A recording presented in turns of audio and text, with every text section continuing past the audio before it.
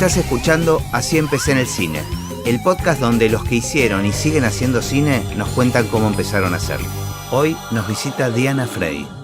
Una de las cosas que más disfruto es esto, ¿no? En esta época que vivimos no tenemos mucha oportunidad de estar una hora aislados, encerrados, conectándonos entre dos personas para conversar, incluso con amigos. Es como una época donde estos espacios no ocurren con frecuencia. Sí, es cierto. Bueno, cada vez menos en ese aspecto. Sí. Muy comunicados, pero mal. Claro, parece con que poco estamos, tiempo, pero no. como que no alcanza. Sí. Bueno, es un honor, un gusto tenerte acá. Bueno, gracias. Como ya me contaste que escuchás algunos episodios y que me pone muy contento, sabrás que siempre empezamos con la primera pregunta, la misma pregunta, que es si tenés noción de en qué momento registraste el cine. Bueno, yo para contestarte, porque lo registré como espectadora, de ninguna manera soy el caso de que de niña soñaba con ser directora de cine. Me imagino. Ni productora, ni nada, ni siquiera entendía todavía esa organización que tiene el cine. Tengo que hacer un largo prólogo que son los antecedentes familiares que tienen que ver con mandatos muy fuertes. Yo soy hija de inmigrantes rusos, en realidad ucranios, pero en esa época de los zares, Ucrania era parte de Rusia, que llegaron en el año 24, mis padres, es decir, separados, no se conocieron aquí. Y con una historia muy, sobre todo de mi madre, muy dramática, porque había vivido la Primera Guerra Mundial y la Revolución Rusa, y su madre había muerto de hambre durante ese proceso revolucionario, quedando solas mi mamá y mi tía. Entonces la trajeron en el 24, la trajo un tío que ya estaba acá, un hermano de ella, trajo esas dos hermanas, y entonces el mandato de todos estos inmigrantes era tener hijos profesionales. Esto es una cosa que le ocurría a los rusos, los españoles, los italianos. Sí, claro. Y de alguna forma el mandato de mi madre, de los dos, pero de mi madre, que había padecido toda esa problemática, era que yo fuera una profesional, y además un mandato de una modernidad extraordinaria, que era: nunca permitas que te mantenga un hombre. Mira.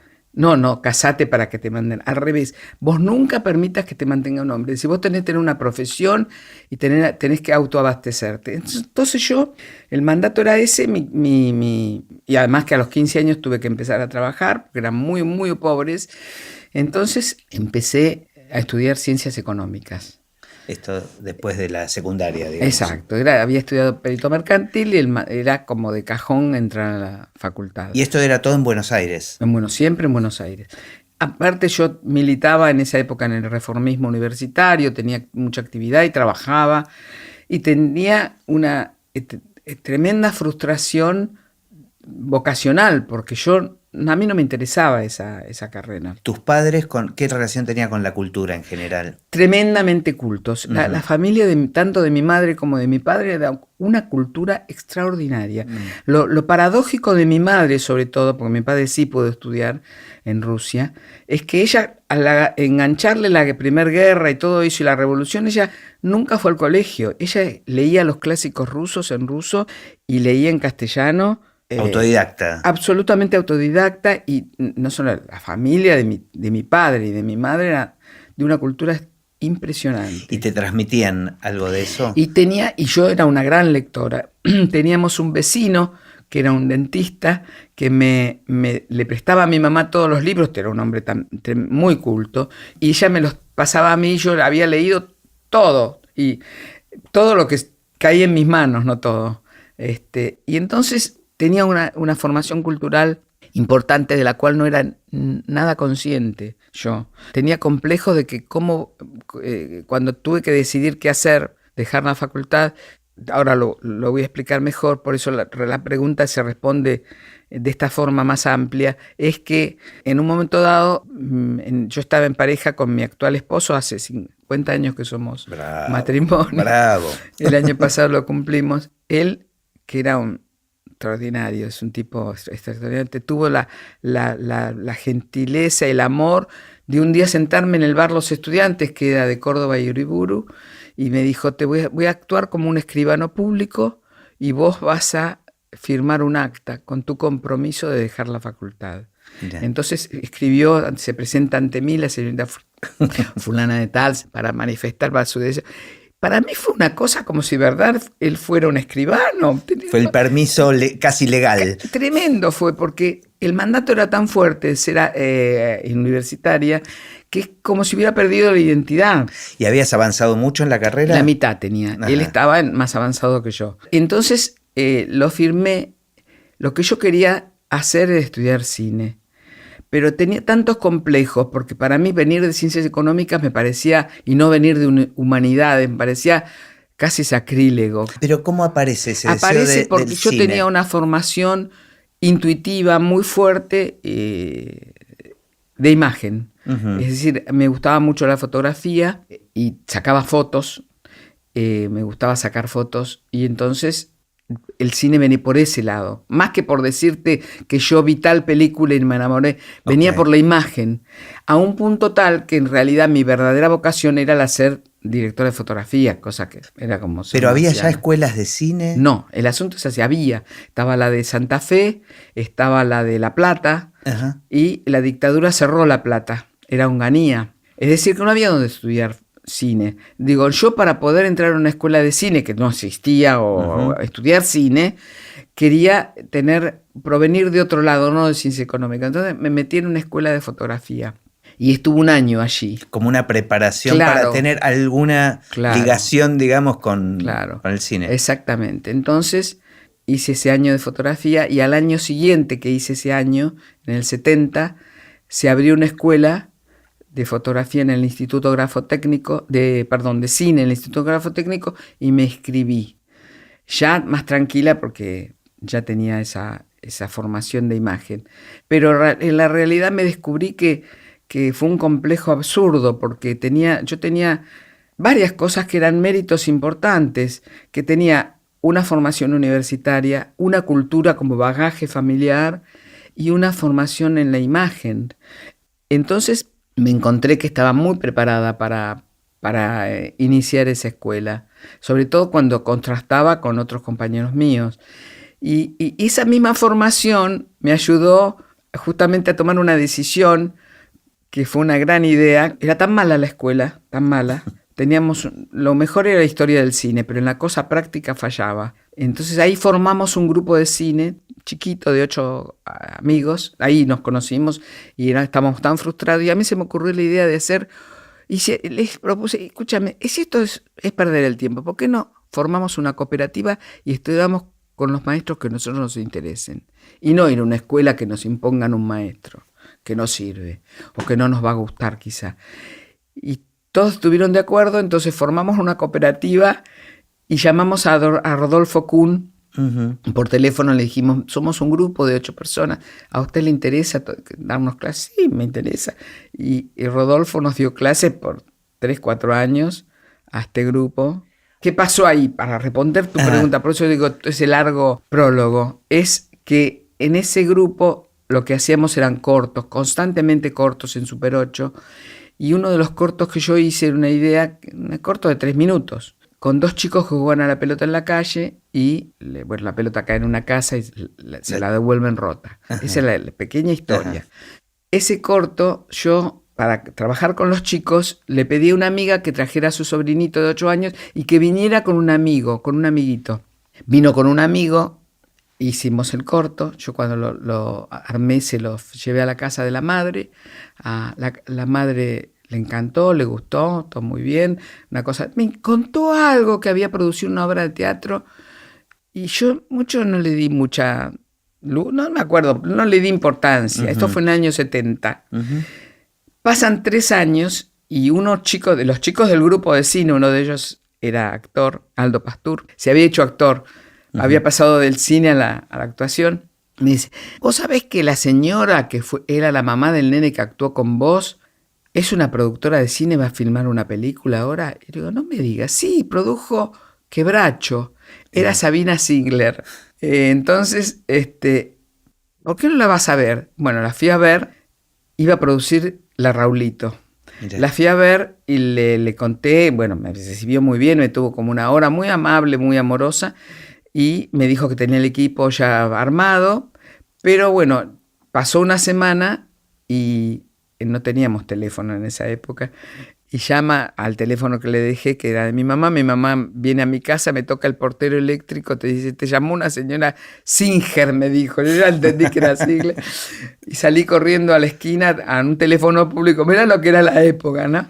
Y la llamé, me dijo, venite porque el equipo renunció y podés entrar. Y vos querías entrar en cualquier puesto, digamos. Yo quería, lo que pasaba es que yo quería ser directora de fotografía. Pero vos imaginate el disparate. Es como si yo quisiera ser astronauta hoy. Exactamente, eso es lo que yo te iba a decir, porque digo, todo me resulta como muy audaz de tu parte. Más bueno, allá que vos necesitabas cierta seguridad de formación, digo, nadie pensaba en el cine como profesión, mucho menos las mujeres, digamos. Pero por eso, no había directamente. Entonces, es más, yo lo había ido a ver a Miguel Rodríguez para ver si podía ser su meritoria en esa película. Y me dijo que sí, pero yo no podía dejarte trabajar. Era una fantasía mía decir, ser meritoria. ¿Y qué iba a hacer? Claro, pero ¿de qué trabajabas en esa? Y era asistente contable. Entonces le digo, no, lamentablemente, gracias me dijiste que sí, pero yo no. Cuando esta mujer me ofrece el salario que se pagaba en ese, era superior a lo que yo ganaba. Mirá. El salario semanal de la gente de cine era superior a lo que podría ganar un asistente contable. ¿Qué tuvo que ver? Toda una conjunción. Tuvo que ver que nadie podía entrar al sindicato, nadie podía trabajar en cine. Solo eran los hijos de los que ya trabajaban, que vivían en San Fernando, por ahí, entraban en los grandes estudios, ¿viste? Claro. Entonces eran hijos de eléctricos, hijos de otros productores, hijos de maquilladores, hijos de vestuaristas, pero no, bueno, ni que hablar en mujeres en producción. Claro. O sea, se heredaba, ¿no? Claro, al no haber escuela, porque, digamos. Sí, porque íbamos al sindicato y te decían, para poder trabajar tenés que estar afiliado. Y para afiliarte tenés que haber hecho alguna película. Claro. Pero no podías entrar. Nadie te contrataba si no estabas afiliado. Eran esas cosas tremendas de los sindicatos amarillos. ¿Qué pasa? Cuando gana el peronismo en el 73, el sindicato cambia, pasa de estos amarillos a los montos. Prácticamente eran filomontos. Entonces el sindicato se abre en el 73. Entonces cuando yo en el 74 tengo esta oportunidad, el sindicato estaba abierto. Claro. Yo no necesitaba estar afiliada para trabajar. Me afiliaba porque inmediatamente me afilié. Claro, podías afiliarte, podías entrar. Claro, podía entrar. No necesitabas tener antecedentes. Exactamente. Digamos. Entonces toda esta, casi el camino natural era que yo fuera productora, ayudante, quiero decir, en la rama de producción, por mis antecedentes profesionales. Claro. Pero mi sueño hubiera sido, en ese momento no eran directores de fotografía, eran iluminadores el nombre, después se lo llamó de otra forma, ¿no? Lo mismo que los productores eran ayudantes de producción o jefes de producción, después apareció director de producción. Entonces, pero vos lo que soñabas era con la dirección de fotografía. Claro, digamos. Ese era mi sueño. No la dirección general de una película, no. No la dirección, era la dirección de fotografía, lo que llamaban en esa época iluminación. Claro. Pero era imposible. Sí puedo decirte como antecedentes de mi formación en la imagen, que justamente cuando estudié ese año hice fotografía, la primera tarea fue ir a hacer un trabajo fotográfico como si fuera no una novela, pero contar una historia a través de la fotografía. Yo conocí un lugar, que era el Hogar General Viamonte, que era un asilo de ancianos, y lo que me resultaba tremendamente contrastante es que el asilo, que hoy es el Centro Cultural de Recoleta, el asilo estaba pegado a la iglesia y pegado al cementerio de Recoleta. Y era como muy fuerte la imagen, y además pegada a la feria hippie, que era lo más moderno que había en el año 68 y 69. Era como un grupo la posmodernidad estaba allí, en esas barrancas. Con ese contraste con los viejitos que miraban desde la balconada hacia afuera. Entonces dije, voy a contar esta historia. Me fui al hogar y quise entrar y las monjitas me dijeron, no, tiene que tener un pariente adentro del hogar. Pero se repetía la historia de la necesidad de pariente en todos Entonces lados. Me fui a fotografiar, dije, bueno, llovía, me fui a fotografiar la Recoleta, el cementerio. Y mientras estaba con el paragüitas y sacando fotos, se acercó un muchacho que era enterrador de ahí, y me dice, ¿qué está haciendo? Le cuento, sí, quería entrar al asilo, pero no me dejaron. No, si yo soy amigo de las monjitas, te puedo hacer entrar. Bueno, me encantó. pero tenés que esconder la cámara. Entonces escondo la cámara, voy con él del bracete, pasa, dice, ¿qué tal? Buen día, buen día. Pasé con él, perfecto. Y empecé a hacer un relevamiento fotográfico de todos los viejitos, la sala de hombres, de mujeres, de música. Y esas fotos las guardé. Hablo del año 69. Las guardé y con los años perdí los negativos, pero conservé el papel. En la década del 90 aparece la digitalización. Yo llevo las fotos esas, ya era el Centro Cultural Recoleta, las digitalizo, las llevo al Centro Cultural Recoleta y cuando me vieron con las fotos me dijeron, ¿pero de dónde saliste? ¿Cómo hiciste esto? No hay, eso es un documento único, no hay. Mirá, qué genial. Y me dieron una sala muy importante, hice una exposición en el 99, es decir, 30 años después. Cómo las cosas son circulares, ¿no? Por eso te digo, la fuerza de la imagen. Hice una traslación en el tiempo, pero era para decirte cómo empecé en el cine. Empecé porque era tan fuerte mi pulsión con la imagen que agarré en lo que pude entrar, pero tenía una formación que naturalmente me facilitaba ese acceso a la producción, porque la producción está en todo. Claro. Está en todo. No, y estoy pensando, es curioso, uno cuando mira para atrás puede entender más el mapa, ¿no? De cómo se van hilando los distintos acontecimientos. Tal vez lo que te abrió la puerta de alguna manera al cine fue haber estudiado economía, digamos, sí, ¿no? O sí, sea, sí. Es como cuando uno lo mira se va armando ese mapa, ¿no? Pero es como impensado desde antes poder programar de alguna manera eso, ¿no? Sí, porque por eso te digo que toda la formación que uno tiene suma a la hora de ejercer cualquier profesión. Yo tenía un gran conocimiento organizativo. De alguna manera, aunque yo no trabajé nunca en una gran empresa, eran empresitas, tenía conocimiento de eso. Entonces para mí la carrera resultó rápida, claro. Aunque yo no me tomé todos los tiempos que en esa época se tomaban, que era no como ahora que alguien empieza de ayudante y termina de jefe en la segunda película y en la tercera, no sé, que es productor. Yo hice toda una carrera del 73 en adelante. Contame cómo fue tu experiencia, cómo la viviste. O sea, la primera película en la que estabas trabajando entonces era Ir a la Raulito. Claro. Entonces era una experiencia riquísima porque Lautaro Murúa era un genio, tenía una sensibilidad. Era rara porque la película tenía un guión, pero él hizo otra película. Él en el guión ¿No era de él el guión? No, no era de él, era de Pablo Antonio. Pero él el guión lo trastocó, improvisó, y la participación de su sensibilidad para captar lo que tenía que contar. Verlo trabajar era un placer enorme. ¿Y tu función ahí cuál fue? Era ayudante de producción. Lita Estante, que era la jefa, y yo la ayudé. Lita entró una semana después que yo. Uh-huh. Porque esas cosas que hacía Sabina, que rompía todos los códigos. Normalmente un jefe elige a sus ayudantes. Ella me contrató y después le eligió a Lita, y de alguna manera que haya sido una mujer no es casual, uh-huh. Porque no era tan fácil que no. Éramos las primeras mujeres trabajando en producción. No era una cosa completamente atípica. Es más, yo tenía un amigo, un íntimo amigo, que era jefe de producción y no me quiso contratar cuando hizo una película muy importante. ¿Por ser mujer? Sí, me dijo por maquillaje, peinado, vestuario. Y yo estaba, si hay algo ajeno a mí, justamente es esa rama sin menospreciar en absoluto. Yo no tenía talento para eso. Entonces, esa oportunidad me la dio una mujer. ¿Y ya te sentiste cómoda en la parte de producción? Digamos, sí, absolutamente. La siguiente periodista ya fue con Kun. Ajá. Que por supuesto lo conocíamos durante esos 3-4 años de estudio con él. Estábamos muy cerca y me contrató en su película La Hora de María y el Pájaro de Oro. Así que a partir de ahí yo hice mi carrera como ayudante, ¿no? ¿Y qué pasaba con tus ganas de hacer fotografía? Y eso yo lo postergué. Ajá. Una vez que me inserté como ayudante de producción y luego como productora, lo postergué. Esa era la deuda que tengo conmigo misma ya incumplible, pero claro. Aparte hasta hoy día, vos pensás que si era difícil para una mujer hacer producción, no existía, ¿no? No, era como hoy decirte en la Argentina una chica que dice, yo lo que quiero ser es astronauta. Uh-huh. Hoy, esa lejanía con la posibilidad.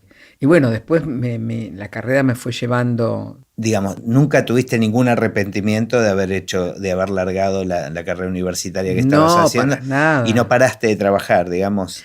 nunca me arrepentí porque me pude realizar a través de...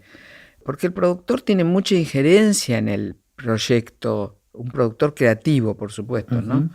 Tiene mucha injerencia en los proyectos, desde la elección del elenco, no es por solamente el lo elija particularmente, sino la discusión que da con el director acerca de quién puede hacer el personaje. Sí, incluso sobre el guión también, ¿no? El libro, claro. Los guiones. Yo me seguí formando, yo me formaba leyendo libros acerca de la construcción dramática, digamos. En el fondo, yo te voy a decir, en mi pubertad, eso no lo dije, verdaderamente me estoy saltando una etapa que es lo que por ahí me acercó también al cine. Yo creo que si yo hubiera decidido a los 12 años, yo quería ser actriz. Pero después eso se sepultó completamente. Entonces, pero, ¿y cuál era el modelo? Yo era... En el colegio actuaba, hacía las representaciones, quizás hubiera tenido talento para eso, pero después se sepultó y quedó ahí, y bueno, después pasó todo lo que pasó, lo que conté, pero quizá eso es lo que me vinculaba de alguna manera al cine sin darme cuenta. Y a partir de la Raulito, y además que fue un éxito, ¿no? Sí, en su momento fue un éxito extraordinario. ¿Eran los primeros papeles de Marilina Ross o fue casi...? Y el estrellato de Marilina. Claro, o sea, ella ya venía construyó trabajando. Ese personaje que era, te digo que íbamos a filmar a Retiro y ella estaba maquillada, quiero decir, construido su personaje y deambulaba por ahí y se la querían llevar detenida, porque estaba con un grupito de gente. Yo tengo una foto muy linda de ese. Era un grupo de chicos que vivían en los vagones, chicos y púberes, vivían solos y ella estaba comandando con ese grupo. Entonces había momentos que la querían detener. Era un trabajo, una construcción, un trabajo extraordinario. Yo la recuerdo como una película de mi infancia que me marcó, me encantaba ver esa película. Era como, me acuerdo que después las repeticiones que tenía en la televisión, yo no me acuerdo si la vi ¿en qué año fue? 74, se estrenó en el 75. Sí, es probable, yo tendría más o menos 8 o 9 años. Es probable que la haya visto en el cine. 74 se estrenó, creo. 74. ¿Y en qué momento empezaste vos a ocupar el rol de la productora, digamos? Bueno, fue una cosa paulatina. Siempre en mí esos procesos tienen un tiempo de desarrollo. Una cosa que sucedió que fue muy importante, que en el año 82 Miguel Pérez, éramos amigos, me convoca porque le aparece un proyecto que era La República Perdida. Le aparece ese proyecto de hacer un documental. Al 82 todavía estábamos en dictadura, claro. Sí, era una cosa bastante fuerte. Y ahí yo paso a la producción ejecutiva. Pero como muy jugado, ¿no? Bueno, un poco se estaba... No, pero era muy peligroso. Claro. Muy peligroso porque todo el material de archivo estaba en la CIDE. Claro. Y yo tenía que hacer la gestión en la CIDE. Entonces Manoli, que era el productor, muy inteligentemente nos dio y sobre todo a Miguel, pero a los dos, toda la responsabilidad de la película y dejó en nuestras manos con toda libertad. Y Miguel era peronista. La película era una película que estaba financiada por un radical. La impronta de la película, en ese sentido, tiene la influencia de Miguel en cuanto a cómo se construyó toda esa historia. Y bueno, entonces era muy peligroso. Ibas a la CIDE a decir que era un homenaje a Balbín la película. Entonces el problema era que el día que se estrenara no era un homenaje a Balbín. Ahí íbamos a contar la historia de la Argentina. Pero un poco se intuía... se intuía nada. No, todavía no se sabía que la democracia era algo que se estaba acercando. Sí, había una crisis muy grande por la pérdida de Malvinas. Pero no había una fecha de elecciones todavía en el momento que nosotros empezamos la producción. Pero tal vez el mismo hecho de generar una película así era parte del síntoma, ¿no? Mirá, yo, para que tengas una idea, buscando guionistas, hablé con María Elena Walsh, la fui a ver, y María Elena no quiso hacer el guión, tenía miedo. Así que no era tan fácil. ¿Y cómo surge la idea de la película? Surge de Vanoli. Ajá. Había un libro que eran 70 años de historia argentina, y que contaba con fechas. Año 1930, tal fecha, golpe de Estado, y era año por año o quinqueño por quinqueño, porque no eran, no sé, no me acuerdo si eran todos los años, contaba el hecho que había marcado la historia política de Argentina. Y en ese libro nos basamos. ¿Y bueno, era un libro prohibido en esa época, durante la dictadura? No. No, era como, más contaba histórico, la historia, claro, sin dar opinión, digamos. Contaban los hechos históricos. Y yo ahí insistí mucho. Por eso te digo que a veces hay aportes que yo creo que son intuiciones. O es la formación que uno tiene o son intuiciones. Para mí era un título extraordinario, el que se le ocurrió a Vanoli de La República Perdida. Porque no era negativo, como creía Miguel. No era negativo. Era un título que marcaba a fuego lo que era la República. Es un título que daba como una impresión de... Aparte era perdida, eran 70 años de dictadura, sí. Con intervalos democráticos falsos, porque no había libertad para votar, y se votaba, pero no era con todos los participantes que podían estar participando en la contienda electoral, así que eran como democracias rengas. Así que para mí era muy importante eso. Así que fue muy riesgoso. Aparte, no te olvides que cuando estrenamos la película fue un mes antes de las elecciones, el 30 de agosto. Entonces, no sabías cuánto iba a durar. Iba a haber elecciones, pero no sabías cuánto iba a durar. Si esta gente iba a dejar que un gobierno funcionara. Parecía como algo imposible. De hecho, fue que a Alfonsín le hicieron golpes de Estado concretos. Así claro. Que no era que no se sabía cómo iba a ser. Era muy riesgoso.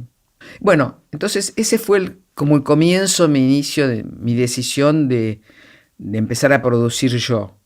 No era la productora, era la productora ejecutiva, pero ahí nos juntamos con Alejandro Doria, y él tenía ese proyecto de Darse Cuenta y me lo ofreció. Pero perdona que vuelva a La República Perdida. Fue un éxito también. Brutal. Y además una cosa muy particular, porque el público no accedía en cines, en salas, a algo documental de alguna manera. Hizo 1,5 millones de espectadores y nos deben haber robado otro 1,5 millones, porque era imposible controlar eso.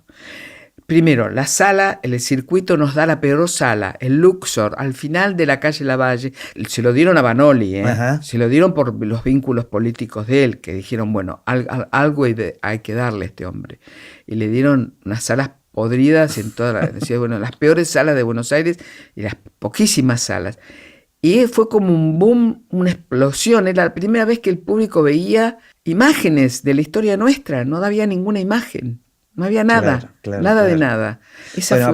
Fue en el momento que tenía que ser, ¿no? Por eso fue justo y bueno, muy emocionante ver lo que pasaba con el público, la verdad. Tuve mucha suerte en ese sentido porque todas las películas que participé como ayudante fueron todas películas que funcionaron muy bien y que tenían mucha convocatoria y que yo respetaba a los directores mucho, es decir, que tenía admiración por ellos, porque bueno...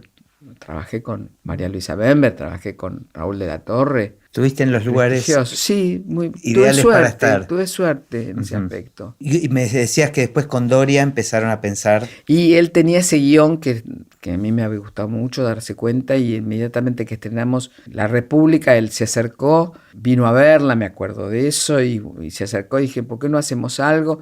Y teníamos a Alejandro Romay interesado en la película, en Darse Cuenta, y Alejandro, no sé si te acordás que el hijo de Romay había sido raptado y él lo salvó, pagó y lo mandó a Estados Unidos. Entonces la idea de él era que si producía Darse Cuenta, traerlo al hijo para que el hijo hiciera la película como productor. Y empezamos la y el hijo dijo no vuelvo. Todavía estábamos, por eso te digo, eran comienzos del 84, no era tan sencilla el país. Y entonces le dijo, no la hago. Y nos volvimos a casa compungidos y ahí hicimos una reunión con Alejandro, mi marido, Fernando y yo. Y Fernando dijo, ¿por qué no la producimos nosotros? Armamos una productora y la producimos nosotros. Era de una audacia tremenda de decir eso, porque no teníamos un mango. Y entonces ahí armamos una productora ¿Tu marido estaba con vos En ese momento ya había empezado a trabajar en cine, porque lo que pasó él, en el año 80 él comienza a vincularse a través mío como un contador de productoras. Uh-huh. Entonces ya tenía una experiencia en ese sentido. Y él fue el motor del asunto. Y bueno, la armamos, esa productora, con muchas dificultades. Aparte, Alejandro era un tipo tenía una convocatoria de elenco brutal, porque teníamos un elenco extraordinario. Todos cobraban muy poquito. Él ya trabajaba mucho en televisión. Él venía de la televisión. Claro. Había hecho películas que habían sido muy importantes antes. Ajá. Había hecho una película con Lita Stantic y era un hombre muy económico. Él tenía mucha convocatoria de elenco, que el elenco trabajaba con él muy amistosamente y trabajaba con muy pocos metros de negativo y en pocas semanas. ¿Pero porque ensayaba? Porque tenía una cancha y un ojo extraordinario. La televisión le había dado una mirada. Primero tenía una memoria extraordinaria, que lo venía de la televisión. Él hacía la puesta y cuando terminaba de grabar ya estaba editada, porque él ponchaba. Claro. Y se adelantaba a las cámaras, le decía, miraba cómo él dirigía televisión y era pasmoso, nunca vi una cosa igual. Le cantaba a la cámara y le cantaba las posiciones antes y ponchaba y ya estaba editada. Terminaba y le ponía la música a la noche y ya estaba para salir al aire.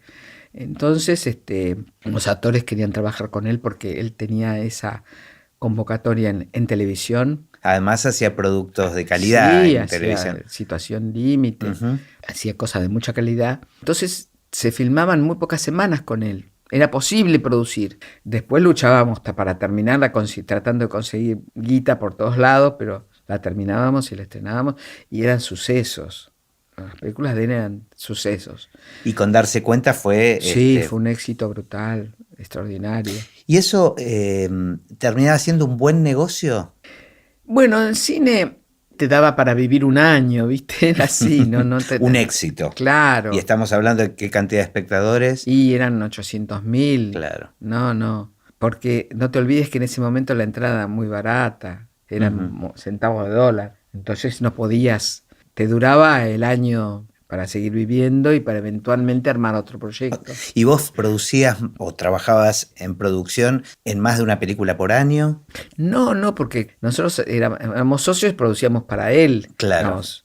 No había otro director en la productora. Okay, claro, No. Claro. ¿Y él hacía cada cuánto hacía una película? Y bueno, hicimos bastante seguido las primeras 3 y después la cuarta más lenta, pero no, se trabajaba para... Cuando terminamos de hacer Darse Cuenta, él tenía el libro de Esperando la carroza, el libro de Jacobo, que era una obra teatral, y me la dio para leer mientras hacíamos la promoción de Darse Cuenta, y yo me volví loca, dije, me volví loca. Y bueno, el tema era quién hacía la vieja, entonces la fue a ver a Nini Marshall, y Nini no quiso. Dijo, no, ya estoy muy mayor para retener la letra. En realidad la vieja era incidental en la historia, porque en la obra original la vieja empieza y supuestamente desaparece hasta que aparece al final. Ah, mira. Y no tiene ninguna incidencia. Me anticipo a lo que me vas a contar, pero Gazalla era un personaje No, eso es lo que te voy a contar. Desconocido, digamos. No te voy a contar eso. Okay. Entonces... Cuando dice que no, Nini, yo estaba tan loca por hacer la película, porque yo me moría. Yo la disfrutaba, no sé, era mi humor. Y veníamos de un melodrama, a Darse Cuenta. Dije, no, hagamos algo de otra cosa, hagamos otra cosa. Bueno, la cuestión es que, yendo con Dorita Baret y Alejandro a Tucumán a promocionar Darse Cuenta, para estrenarla ahí, yo tenía tantas ganas de hacerla, que yo creo que eso es, a veces te baja la varita mágica, te toca y no sabes por qué. Se había muerto Eddie Krila. Él había hecho Esperando la carroza en televisión en el 73. Ah, mira, no sabía con Eddie eso. Krila haciendo de vieja. Entonces, mientras caminaba por el embarque del aeropuerto, le digo, Alejandro, te voy a decir algo, pero no te enojes si no te gusta. No te enojes. ¿Qué? ¿Y si la vieja la hace Antonio Gazalla? Y él agarró, viste como si hubiera un rayo, fuimos a un teléfono, público naranja que estaba pegado en el embarque lo llama a Jacobo Langsner y le dice: Jacobo, hay una idea de hacer esto, que la haga Antonio. Y Jacobo empezó a reír, no decía ni sí ni no, empezó a reírse a carcajadas. Ahora, pero ¿Antonio era alguien conocido en ese momento? Era conocido en el Café Concert, en el Café Concert estaba haciendo una obra de teatro, pero no era conocido masiva. No, era un ambiente teatral conocido, ahí lo conoció. Él no era ni famoso. Y él ya hacía un personaje. Él hacía una vieja. Ya lo muy hacía. Mala, tremendamente mala, cruel, como los personajes de él, grotescos extremos. Claro. Entonces, el problema era que China estaba peleada con Antonio porque estaba del lado de Perciabale. Perciabale y Antonio se habían peleado, separado, y China quedó del lado de Perciabale. Entonces nos reíamos, decíamos: China nos va a matar. China era la protagonista excluyente de la historia. En la obra original es la protagonista excluyente. Entonces China, que era muy viva, cuando se enteró dijo: me va a robar el personaje, pero finalmente no se lo robó, porque lo que fue extraordinario, claro, lo que fue extraordinario de Alejandro, extraordinario, fue la adaptación. Cuando aparece Antonio como posibilidad, él hace una adaptación donde hace cómplice al público de que la vieja vivía, cosa que en la obra teatral no es así. La obra teatral, el público cree que está muerta, es decir, ella desaparece y confían en que por él está muerta realmente. Entonces esa adaptación fue una gran idea, que el público fuera cómplice porque sabía que no estaba muerta. Entonces ese grotesco no era tan duro. Y aparte estaba hecha por un hombre. Eso después surgió la versión de lo que sería la verdadera lectura del público, que es que no era una viejita real, era un hombre. Y en el inconsciente toda la crueldad de la familia se atempera, en todo caso quedan ridículos, pero se tempera porque no están zamarreando a una viejita real, a una viejita que si hubiera sido una mujer real. Estaba el antecedente también de la película italiana, ¿no? De Feos, Sucios y Malos, que también el personaje de la vieja era un actor. Claro.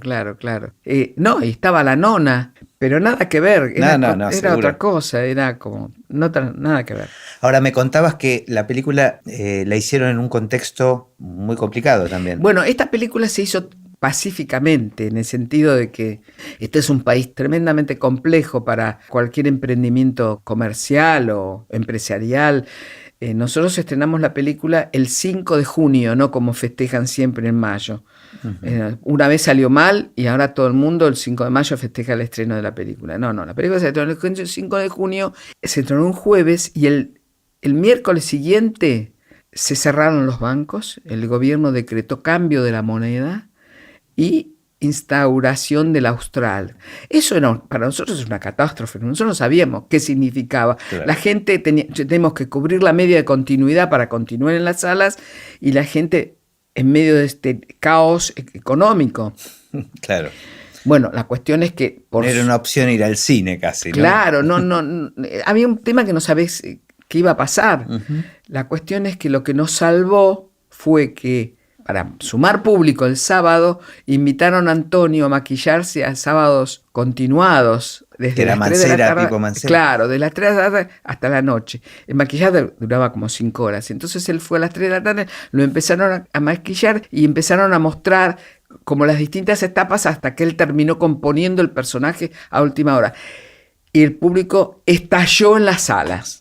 Eso nos salvó, porque eso, en medio de la situación de no saber qué moneda íbamos a tener, claro. Porque recién el lunes la economía, se abren los bancos el lunes con la nueva moneda austral, claro. 1 a 1 con el dólar. Pero ver esa transformación y conocer el truco, digamos, claro. Al público le atrajo. Le llamó la atención, porque si no teníamos plata no claro. Había publicidad. Fue una promoción espectacular. Espectacular, que permitió que cubriéramos la media y a partir de ahí avanzó la película como un cañón. Mirá.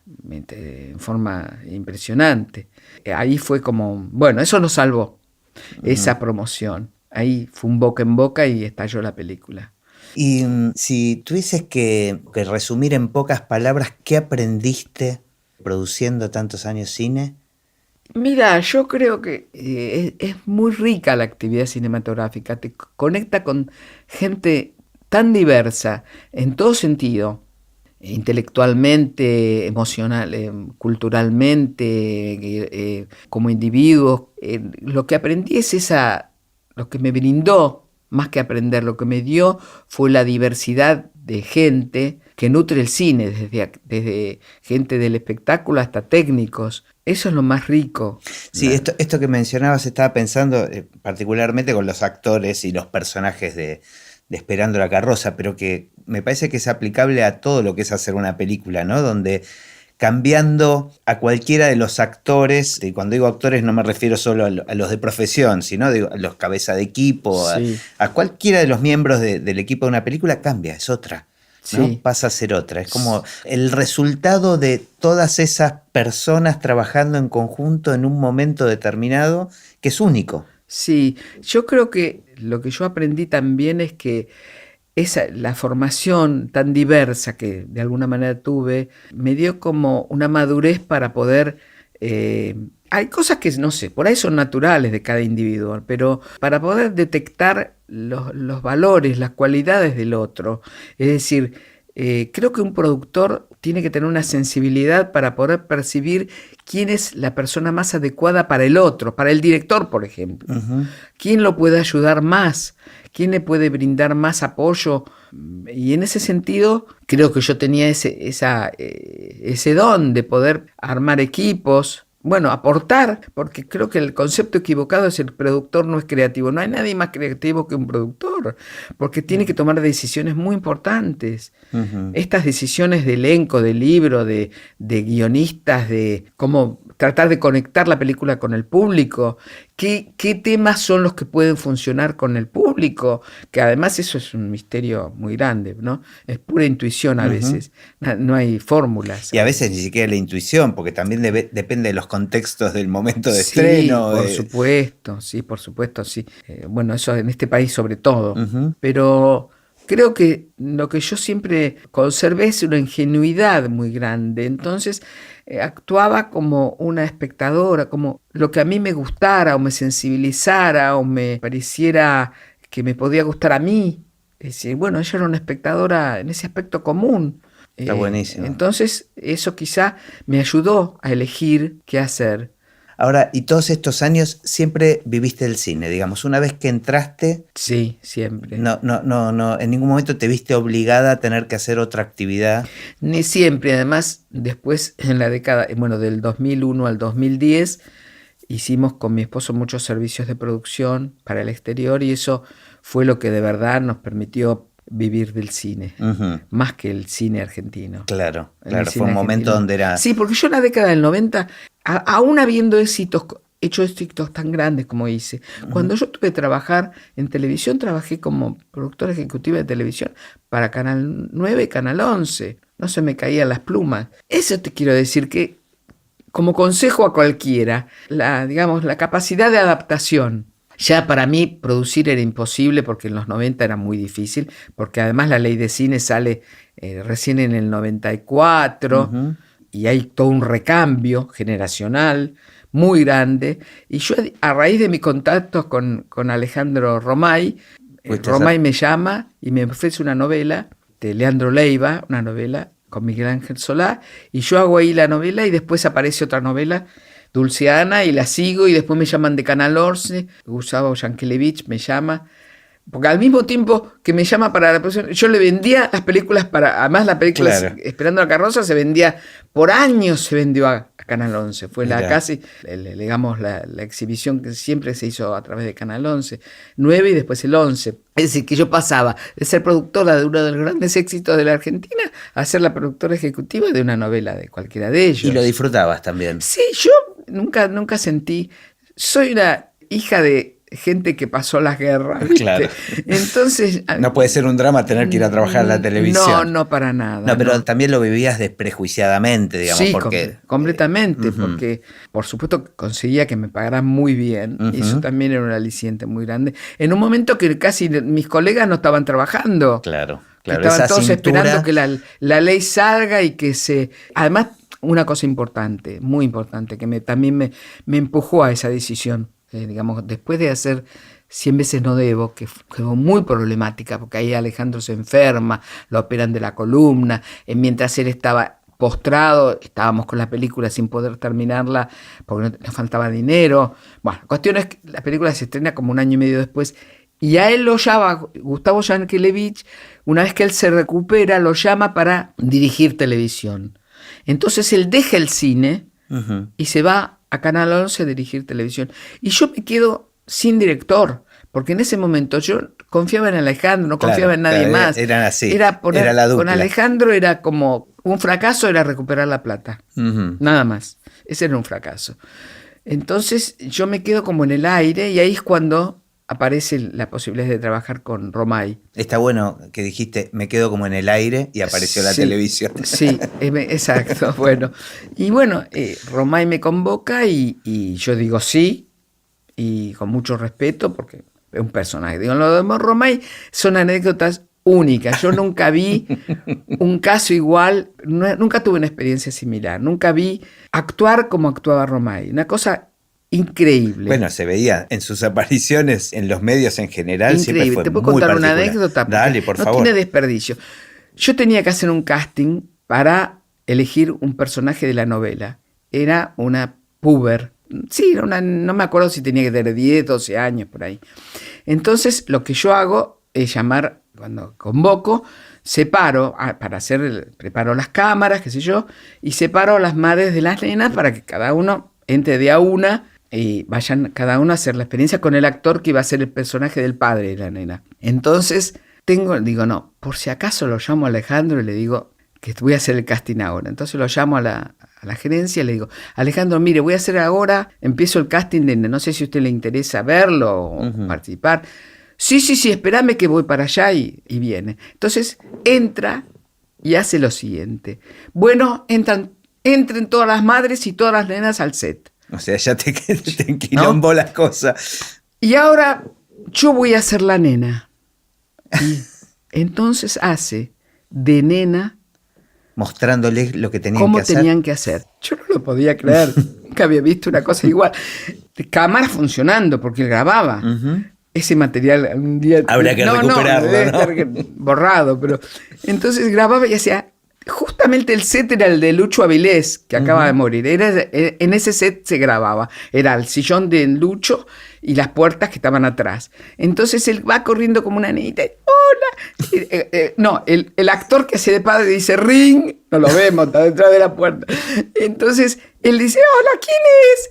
Así, con esa voz. Sí. Y le dice, papá, le dice. ¡Ay, papito, qué lindo! ¿Cómo te quiero? Abre la puerta y le voy. Era una cosa inaudita. Entonces, ¿qué pasa con las nenas? Todas lo imitan. Claro, lo repitieron. Casi como esa parodia de una nena. Claro. Entonces, la única que no lo hizo así fue Florencia Bertotti. Y Florencia hizo de la nena la hija del padre. Y él elige a Florencia, obviamente. Es decir, genial. Yo digo, esto no lo puedo creer. No, estoy presenciando nunca vi una cosa igual. Qué genial. Y Florencia inicia su carrera en esa novela. Demostrando inteligencia, además. Y sensibilidad, porque se emociona de verdad con el padre. Cuando lo ve, hace una improvisación donde ve al padre que hace mucho que no lo veía y lo saluda y lo abraza. Genial, muy bueno. Y se emociona. Bueno, esas son esas cosas te van dejando una experiencia de vida. Sin duda. El tener esa posibilidad de interactuar con gente tan diversa.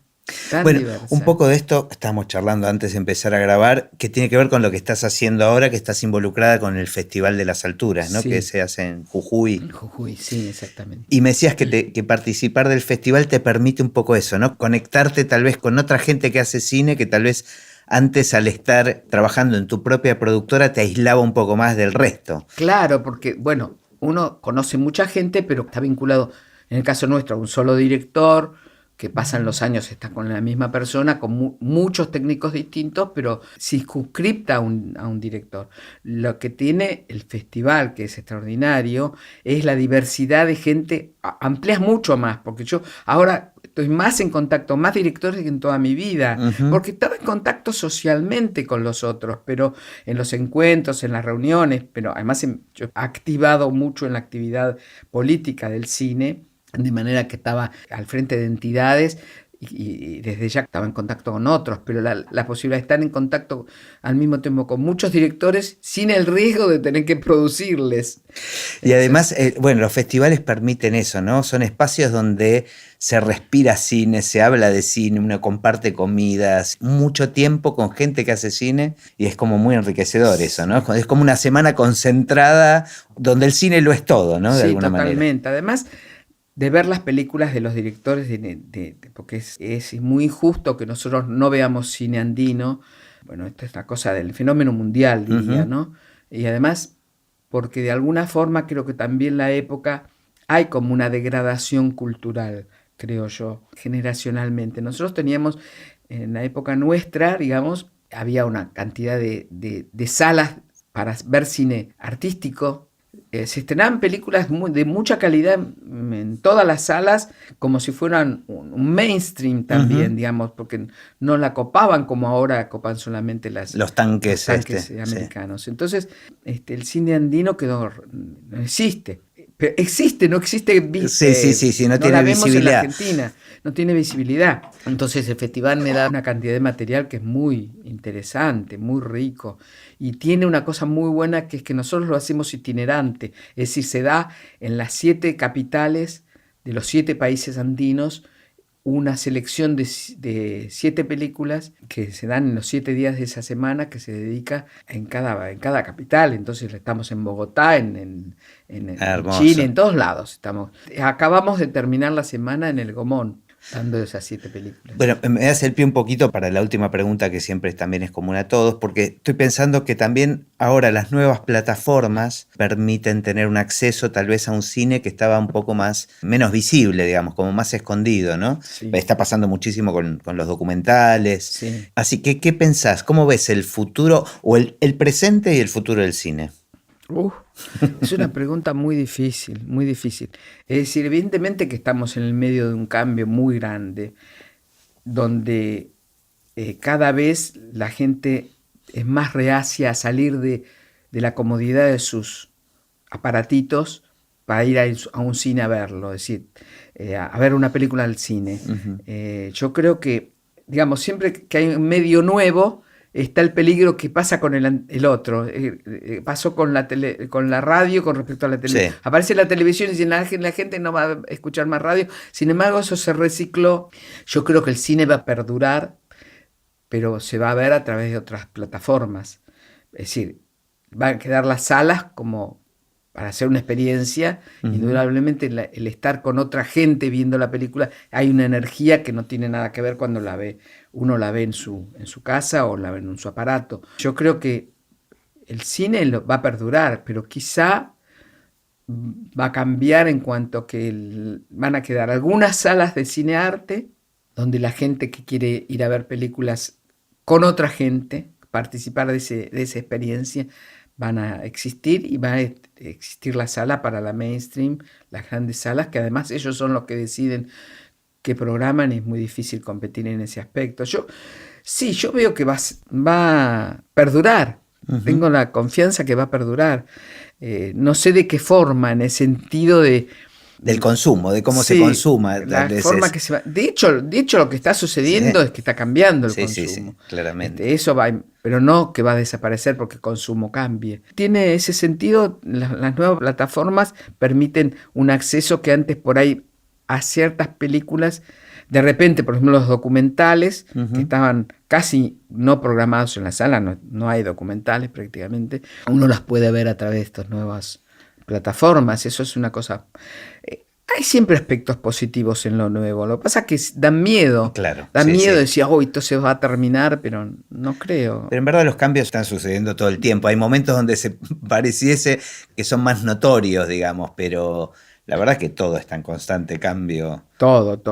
Ese es un momento tremendamente revolucionario. Ahora porque no sabemos la dirección que tiene. Cada vez van a inventar más cosas, se van a crear más cosas, pero el cuentito lo van a tener que contar. Exacto, el cuentito se necesita, sí, que lo es necesitamos. Esto que los niños te piden que le cuenten la misma historia muchas veces y quedan con la boca abierta cuando está bien contada. Bueno, ese era mi modelo, de poder contar una historia que todos que se queden un poquito con la boca abierta y que la pidan de nuevo.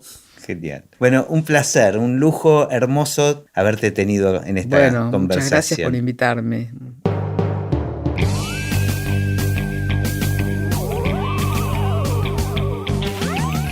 Y así terminó esta conversación de Así empecé en el cine. Mi nombre es Gustavo Pomeranek y espero que la hayan disfrutado al menos un poco de todo lo que disfruté yo.